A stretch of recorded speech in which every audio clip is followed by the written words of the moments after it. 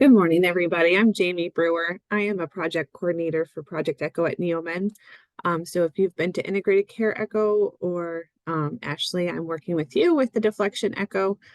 So I'm really happy to be here. And you guys have been through Echo before, so I'm not going to bore you with what is Project Echo today. I'm going to go take a tour of the new iECHO.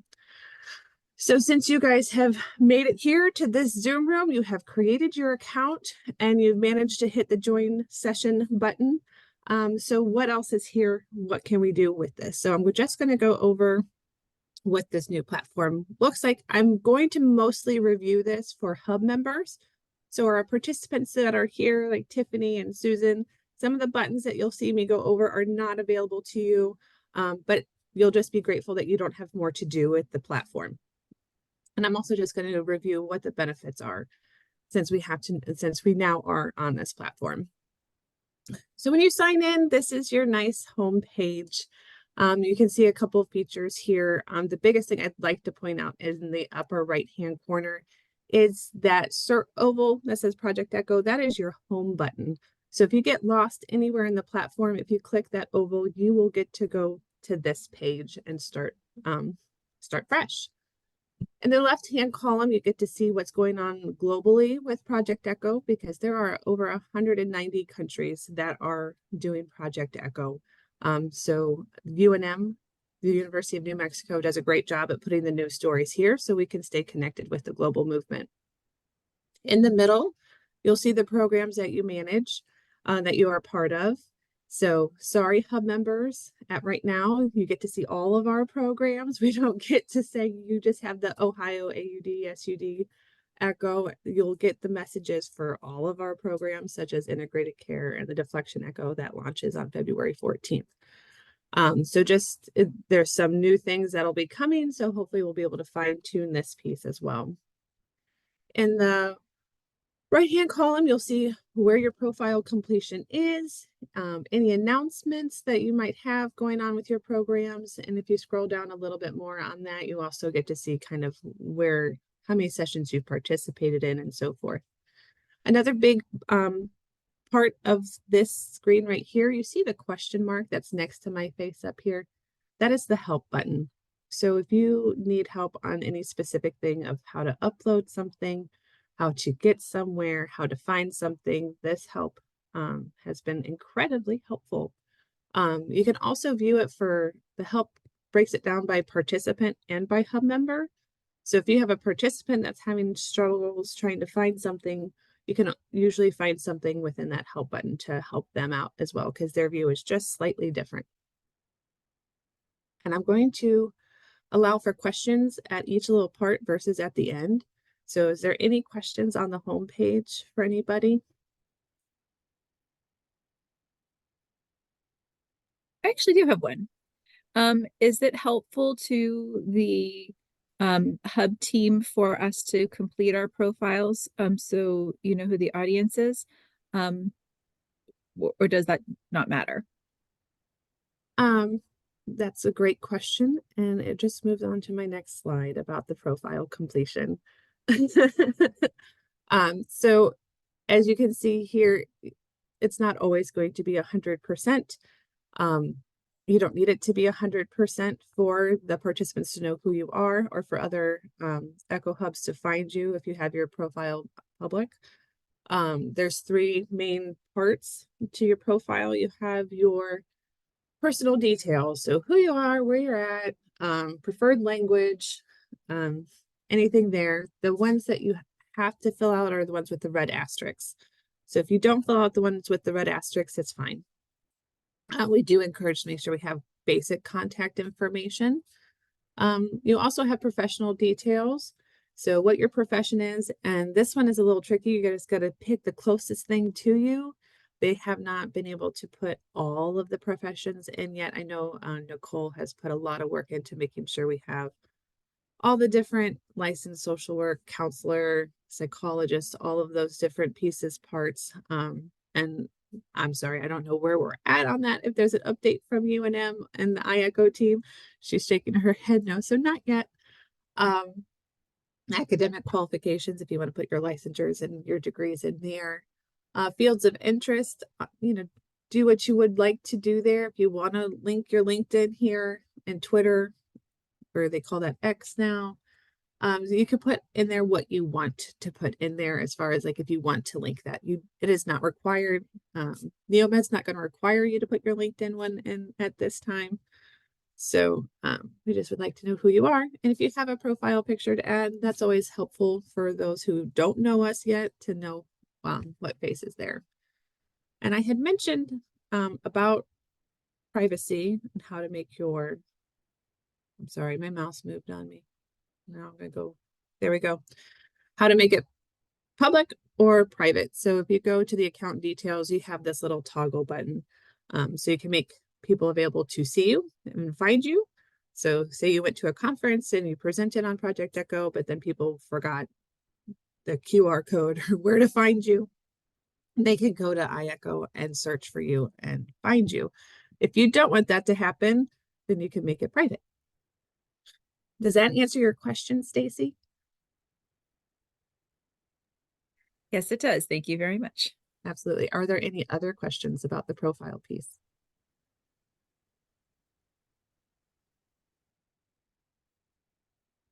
Okay. Now on to when we go to a program. So I just kind of took a little snapshot of that middle column, and you see how it has the integrated care ECHO labeled twice, and then you see the upcoming session. So it just kind of to break that down, one is that's your program. So if you go there, you'll see the program overview, and should get the link to sign up. This one, that is the same name, just a little bit less blue. That is the participant group. So when you create a program, you have to create a participant group, and that's how you get people to come to your program. So when you click that one, you get to go manage that piece of it. And then the schedule and the upcoming program. And you can view details to get to the space where you got to today to join a session and see who's talking, what content's there, if there's a case there, and so forth.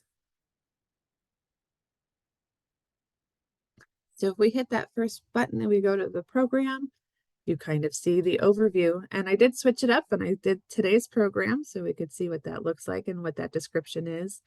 And remember that this share link is how we're going to share the program for others to sign up. So John, if you're over at University of Akron and you know somebody that needs to come here, you can click that button and send it to their email and they can sign up in the iECHO.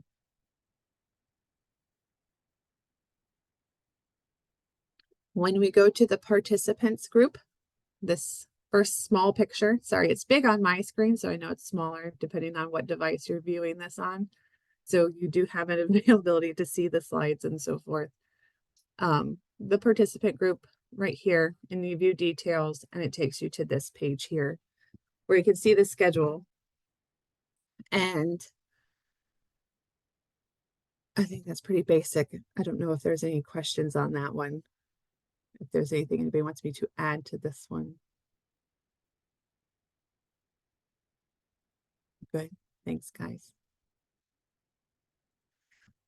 For the content, you have that content option on the session itself, and that is my favorite place to go find the content because I know it's for that specific session. The other option is to go to content here instead of looking at the schedule. And when you look at it there, it is not organized in any specific fashion. You will be able to see what session it was a part of, but it is not chronological and it is not alphabetical. I'm not really sure what that algorithm is, but it is not great for a program coordinator who likes things alphabetical or chronological. So that's why I prefer to look at it at the schedule view. I want to just jump back over here real quick when we're looking at the schedule view. This is where you also will be able to assign your guest lecturers, case presenters, and add the content. When content is added, there is a process to review it and approve it before it's available to everybody, all participants. So in case somebody uploads something that maybe should not be shared broadly, there is a review process that will prevent that from happening. I do believe that is an admin feature and not necessarily a hub member feature. So as an admin, I have that ability for the programs I am part of, and I think that is part of Kara's part. Any questions on that review process? I see things popping up in the chat, guys, and I'm sorry I'm not able to manage chat and present. So if you want to unmute and ask any questions, if there's anything there that I need to pay attention to, just feel free to unmute and interrupt me, please. Well, Dave is mentioning for national participants, your time slot for NeoMed integrated care is exactly the same time slot as the opioid echo of the Medical University of South Carolina. Probably won't matter to anyone but me. So topics are different and each of you is concentrating on your own state. Mm-hmm. So there may be some overlap on the schedule. So just make sure that you're looking for the NeoMed. Or you might be assigned to an echo in, we'll just say South Carolina, potentially a more exotic place than Rootstown, Ohio.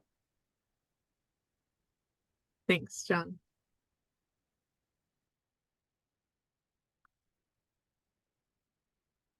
Within that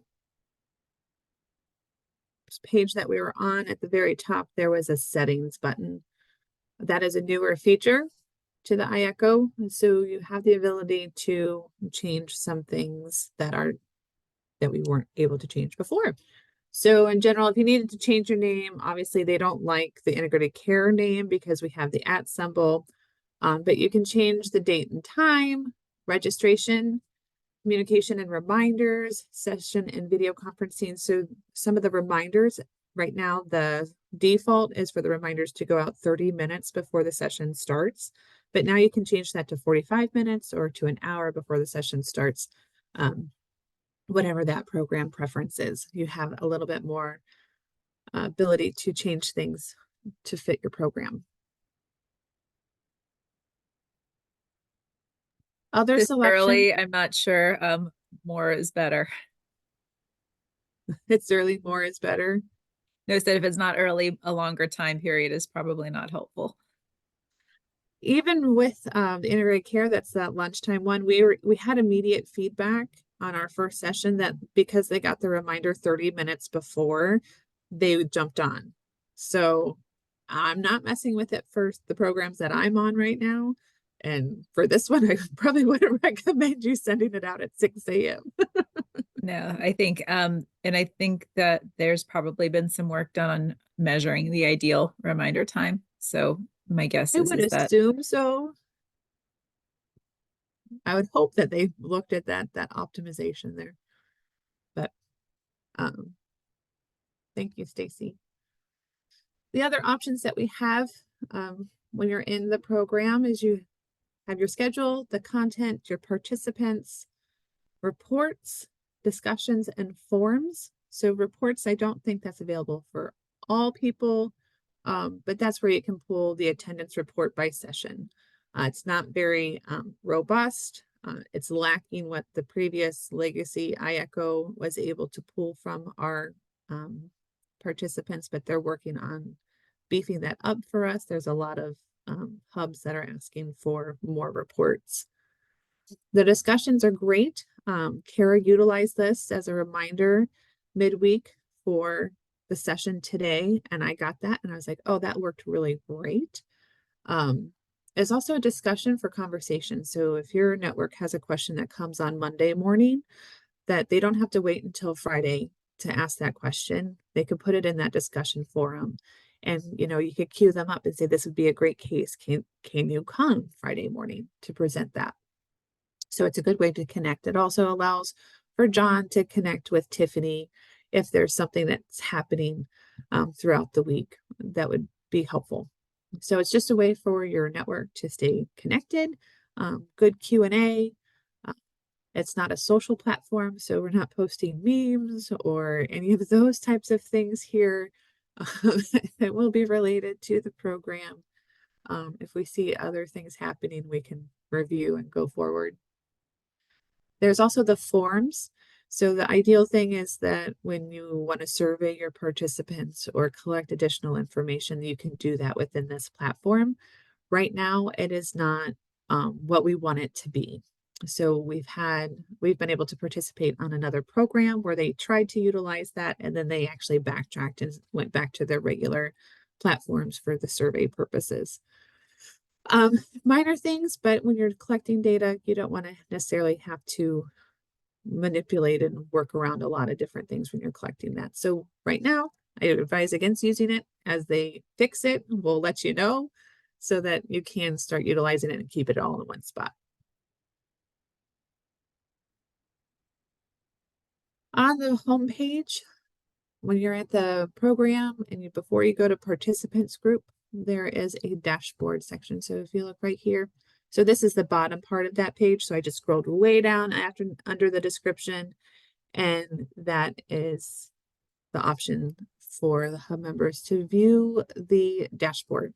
So you can get some basic information on how the program is performing, how many people are attending, what your average attendance is, how many sessions, how many cases have been presented.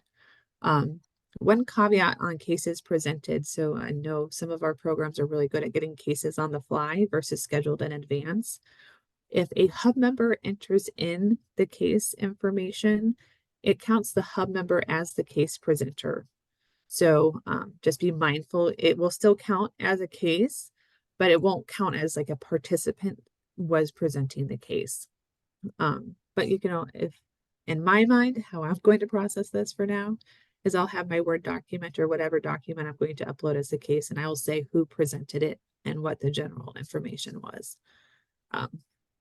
But just for those who like data integrity, there is that little loophole there when you're entering in that case presentation. You can also see the partial, sorry, because there is only so much I can fit in my print screen. There is also a map. So when you look at your dashboard, it will map where your participants are coming from. So it's a really nice feature, and having had creating maps for the last at least 4 years for our programs, it's really nice that it does it for me now. I really love that feature. I think we need a bigger map. We will. And when you're in there, it is bigger. So I just kind of cut it and chopped it for today's presentation. So if you go to insights, you get a little bit more in-depth information of who's new to the program, who was existing, and how long they're joining your sessions for. So if you have somebody that comes in and just wants to hear the didactic and then bails, you kind of get that feel for what your participants are doing within the session. There are more insights too as you scroll down. You can view those and use those as you wish. Any questions on the dashboard? It is downloadable. You see that there's a download report. So if you need to send that into any grant fundings for deliverables, that's an option, and so forth. So they did make that a little bit easier so that we can just share that broadly. Is there an app? There is an app. So for those on the go, if they're, especially at this time of day, in transport of sending kids to school, getting them on the bus, something along those lines, they can attend with their phone. The platform itself works fine on any web browser, but there's also an app, which makes it a little bit easier. So if you go to any app store, and the search is iECHO and UNM, and still with those search terms, it's about the third one down. It is free. Log in and all of your things are there. As a hub member, dashboards are not there. And also viewing your participant list is not there. But you can see the schedule, you can see the sessions, and you can see the discussions. Any questions on apps?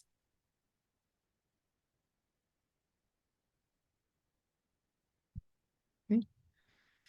Lastly, just the benefits of here. Obviously, it's an all-in-one house, and yes, there's improvements to be made, but essentially everything is there, and it's fully integrated into Zoom, so you don't have to worry about a separate Zoom link to get to your audience and then get the content to the audience.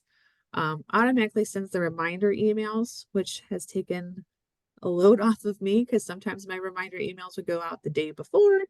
or sometimes it would be 30 minutes before the session. Sometimes it was not as consistent as one would hope. So this platform brings that consistency and the discussion forum to keep us all connected.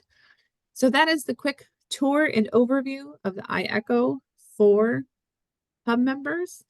I will take any additional questions, but that is what I had for everybody today.